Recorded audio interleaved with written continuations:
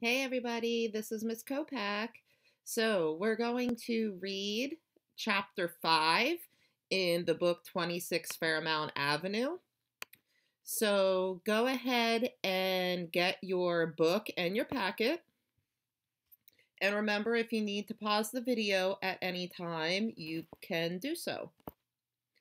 Now, a little bit of background knowledge before we begin this chapter. One of the words you're going to see in this chapter is the word reserved. And reserved means that you save something for somebody. So, for example, if you're going to go to a busy restaurant, you could call ahead of time and make a reservation. You could ask for a table to be reserved for you. In other words, they would save a table for you so that when you got there, you could go ahead and get started ordering your meal. Or if you were going on vacation, you might reserve a hotel room so that you have a place to stay. You can even reserve library books, so you can request that a book be saved for you. So you will see that word in this chapter. And you're also going to see the word kindergarten. Now, I know you guys all probably know what kindergarten is because you went to kindergarten a few years ago. But I want you to keep in mind that Tommy, when he goes to kindergarten in this story, his kindergarten is a little bit different than the kindergarten you went to. Because in the 1930s, kindergarten looked a little bit different.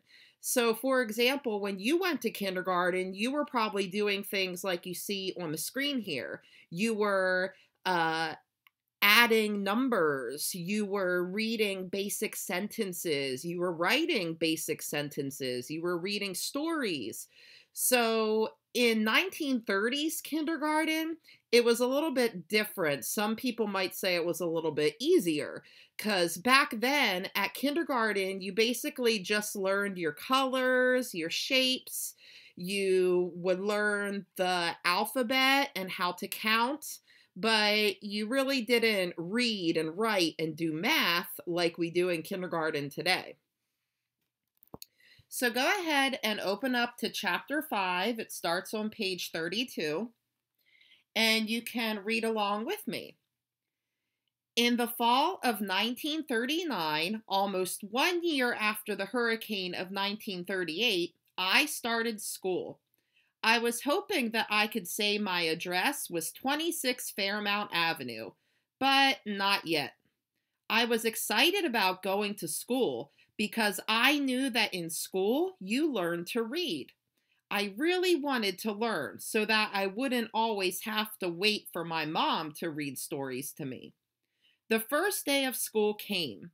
I was going to be in the afternoon kindergarten class. My mom and I walked to King Street. At the corner, I said, "I know the way." It was just down the street. I want to go alone. My mom said I could. She watched me walk down the street. She waved when I reached the school. I walked up the long front stairs where the boy with the umbrella had floated down during the hurricane. I didn't know that students weren't supposed to use those stairs. They were reserved for the president or the King of England, and especially for the superintendent of schools. I pulled open the heavy front door and went in. A lady was standing there. "Who are you, little boy?" she asked. "I'm Tommy DePalla," I answered. "Who are you?" "I'm Miss Burke, the principal."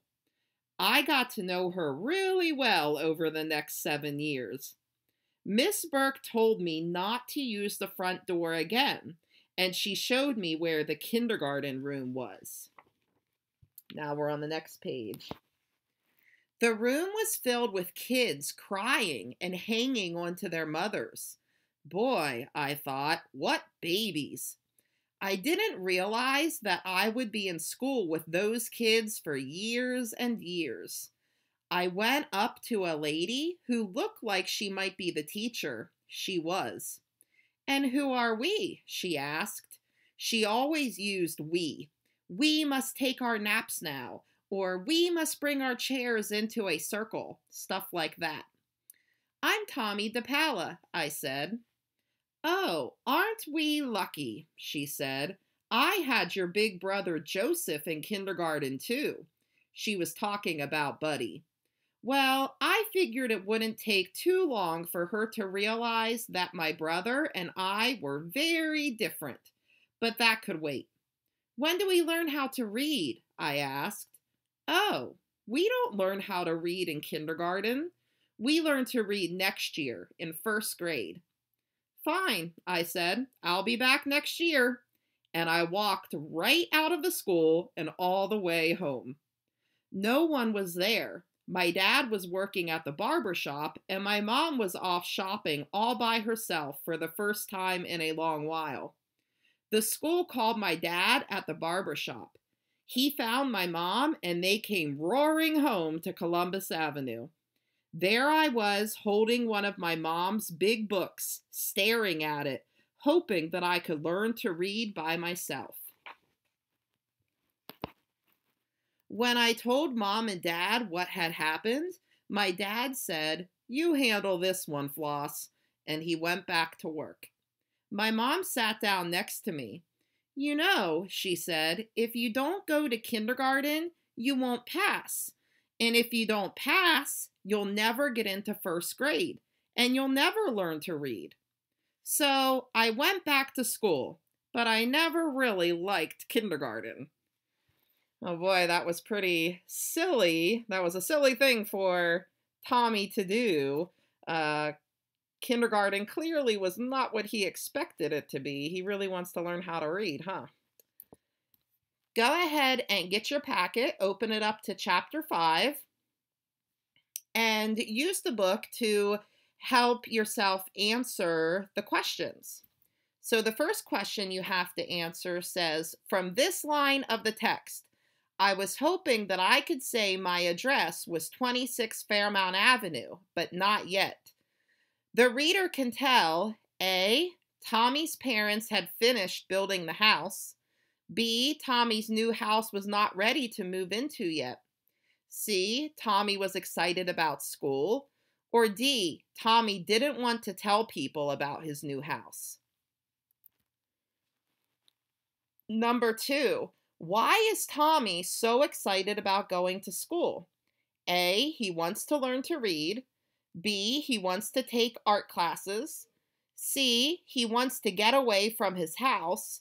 Or D, he wants to show his teacher that he is different from his brother. Number 3, what causes Tommy to walk out of the school and go home? A, he gets into an argument with another student. B, he walks into the wrong door at the school. C, the work is too hard for him.